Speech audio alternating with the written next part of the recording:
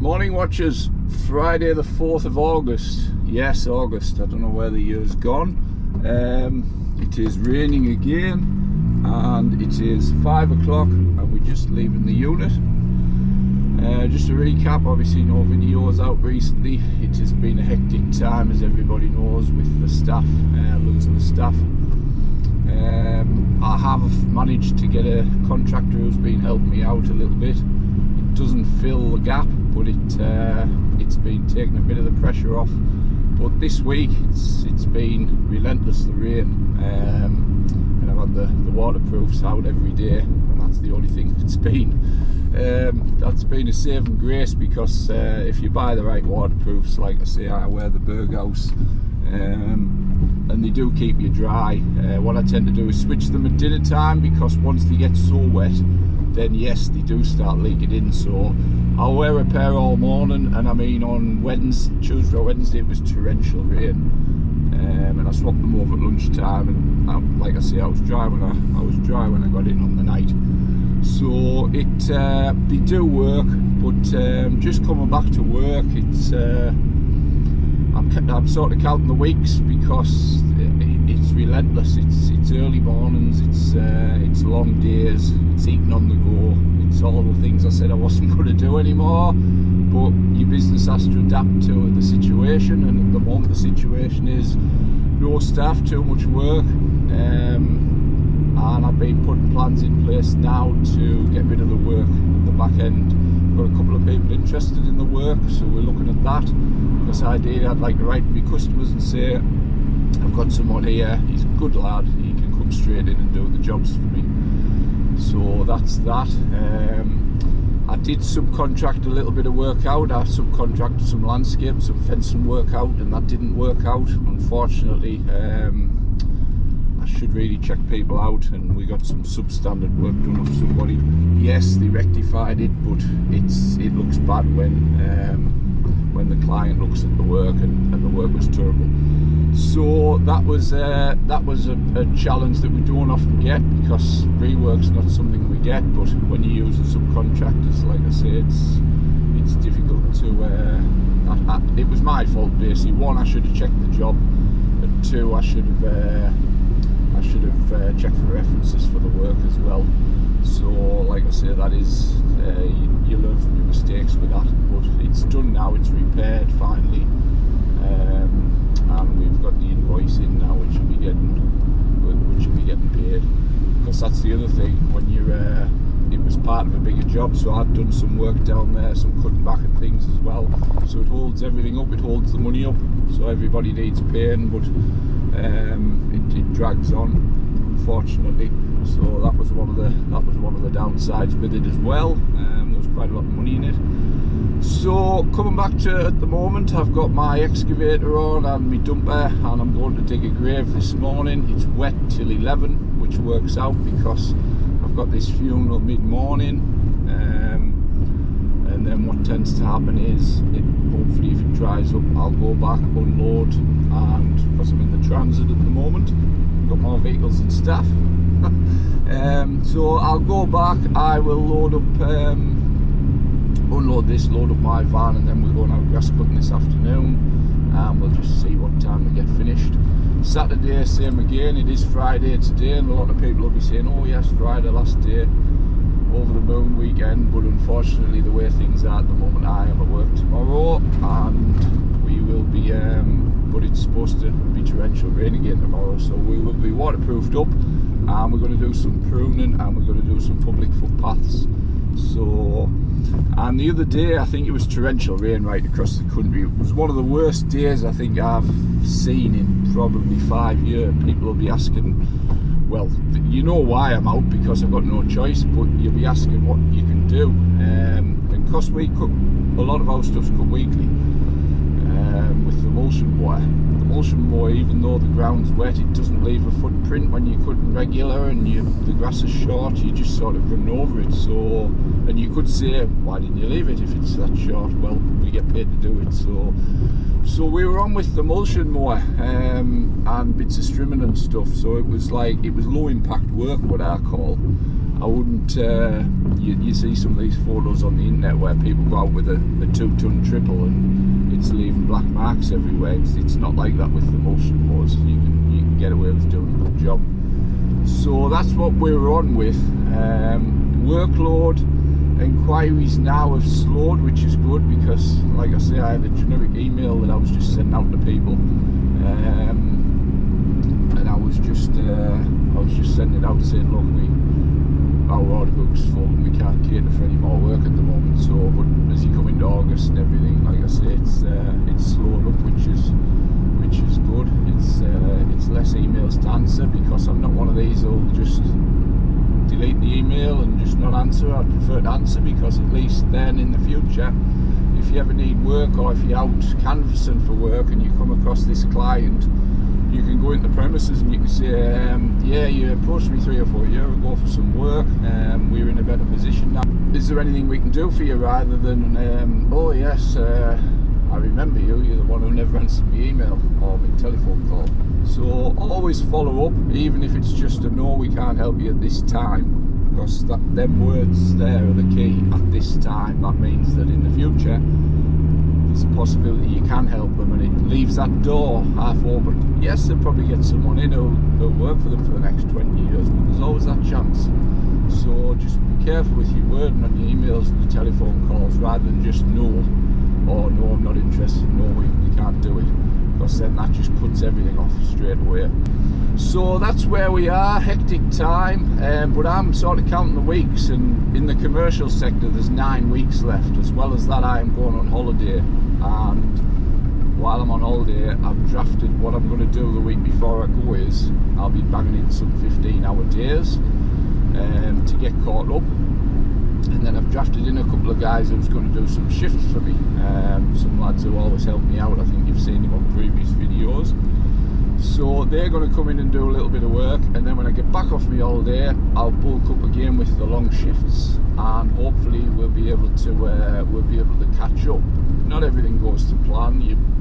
Chances are we'll get 1 or 2 complaints while I'm away, which I'll try and deal with. But apart from that, that's the plan. So I've got 9 weeks of this heavy work, and like I say, it'll be great when I finally send these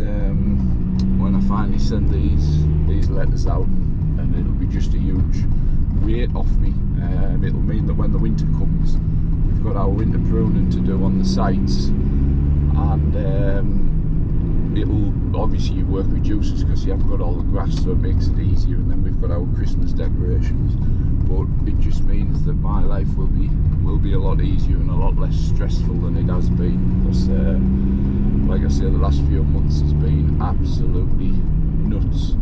So hopefully things will go to plan. The weather is supposed to improve, but like I say, I don't know how weather forecasters work, because they can't predict the weather tomorrow, but they can predict it 2 months down the line and say we're going to get a heat wave. So if you can't predict tomorrow, then I don't know how you do it really. So, but ideally it would be nice to have a few 2 or 3 weeks good before I go on holiday.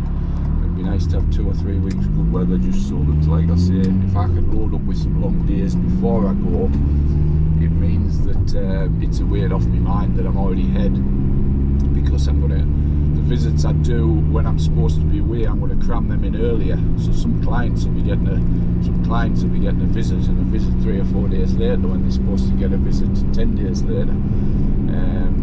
That's the plan, and then it just means that when I come back, I pray for good weather, and I need 4 or 5 days again where I can cram this work in again, and then hopefully by then things work out and everything comes together. That's the plan. But like I say, everybody knows in this trade, nothing always goes to plan. There's always some pitfall, but we'll see what happens. So like I say, on to today. Stay tuned. Something that can cheer you up at the moment is how our main street baskets and how our beds are doing, which we did early in the year. Everything's looking really well. well, I'm saying everything, that's the begonias. Over there, geraniums don't like the wet, they like sun. So there's another bed there. And some pots.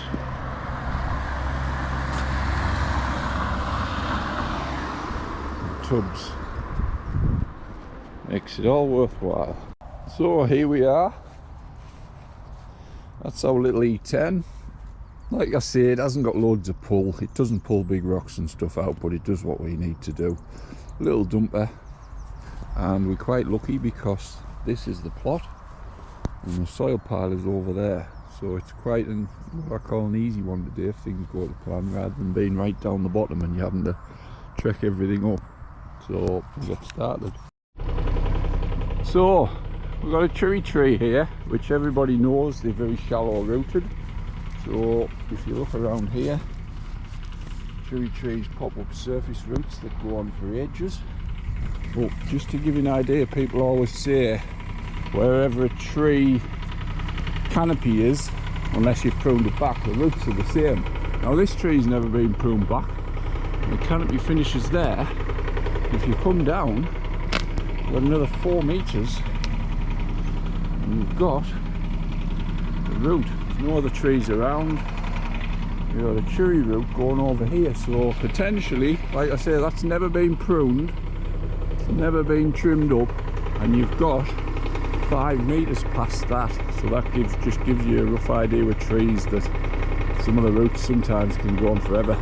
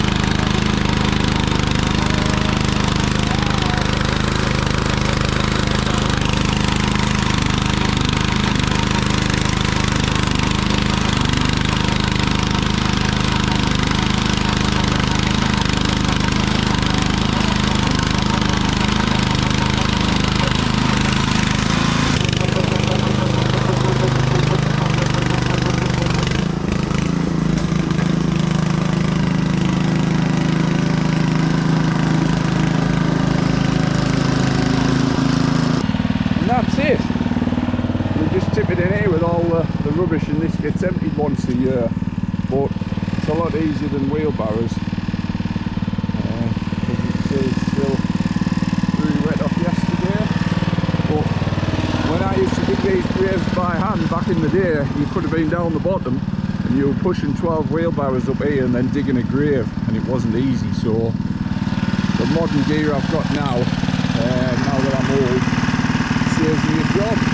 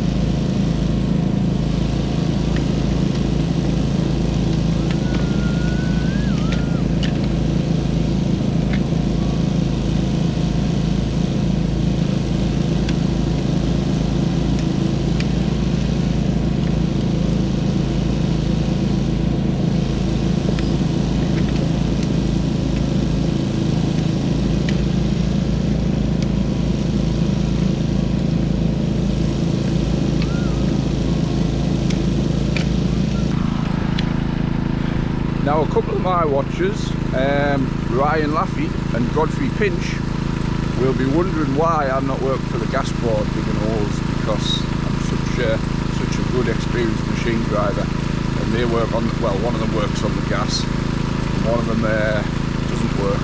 But yeah, that'll be the question they're asking when they watch this video. They'll be impressed.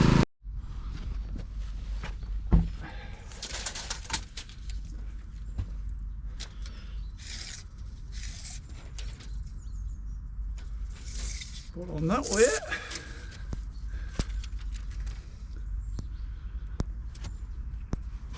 We're all good that way.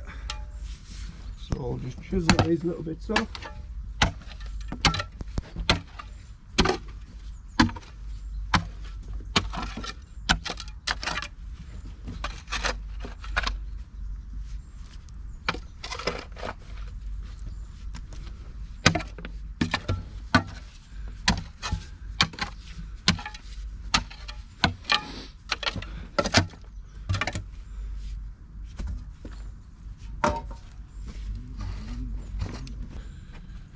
And that is a wrap. So basically the size of this coffin is 6'5" by 24, so we dig it 7 foot by 30 just to allow a bit of leeway and a bit of give. It's 4 foot deep, single depth, and then I'll move the machine out of the way, and that'll be just a backfill in about an hour and a half.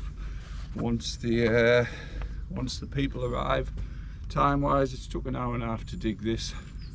So it's that includes getting the boards out, taking all the crap away, and just double checking everything. So that is all ready. And there we go, finished job. And like I say, afterwards we'll pull the machines out the way, and then it's just to pull back in later. And what I tend to do is take the turfs off first, so that a lot of people just dig out and just put the clay back, and then you have to seed it. You take the turfs out first, sit the turfs back on, then pretty much in a couple of months time it's just grass again. There's no seeding. It doesn't always work. Sometimes they sink and you have to seed, but not always. And then the mess we've made, if you use the same tracks, you're going to make ruts. So by moving it over, you're making small tracks, but that will tidy up quicker than using the same route all the time. So yes, if you're in a garden doing work, you can't always do that. You need to keep to a minimum, and you would probably use track mats. But the dumper has low impact, so I know that next week when I come here you won't see this. So that's all ready. We like to not all grave diggers do this, but I've always used the AstroTurf to hide the rubbish, just to make it all look nice and tidy. That's what the coffin sits on, and then I put the ropes out. I don't want to put them out yet because it might rain. But it's just all nice and tidy for when the family come. Try to do the best you can under the circumstances. But coming on to gear, I didn't rub a lantern and this stuff, just all this new kit just appears with the vans and the trailers and the kit. Everything I've bought is due to hard work, long hours, lots of stress. But anybody new in the trade, it can happen. I started with nothing, started with no gear, nothing, no money, and now, like I say, I've got about 300, just short of 300 k's worth of kit, so it can be done. And the key is hard work. So yeah, challenging times for everyone at the moment. If you're doing solely domestics at the moment, it must be really tricky to get your work done, because the thing with commercial is you can keep going. Domestics, not everybody wants you in the garden when it's raining. You can do some, but the people who want it just ploughed through, the people who have nice lawns, they're not going to want you in no matter what more you've got. So challenging to keep making money and keeping money coming in. The funeral that I've just prepared there, I'm just sat waiting now. They're about 20 minutes away. These impact on my schedule, because although I get paid for funerals, they can be just dropped on you whenever, and I do a couple of cemeteries where we do the burials. So this has knocked my day, although it's dry now and it's been a bit showery this morning. I should be out cutting grass, so it's the same again. There's all these pitfalls that keep falling in me. We've had 2 of these this week, and that impacts on your schedule, because it takes 3 to 4 hours out of your schedule each one. so that then you've got to fit that in still, and the work's still to be done. And like I say, I get paid for it, but it's work I could do without at the moment, the way I am with the rest of the work. So just a short video, just explaining about the gear and giving you an insight into other things that we do that makes money. So thanks for watching, and we will see you on the next one.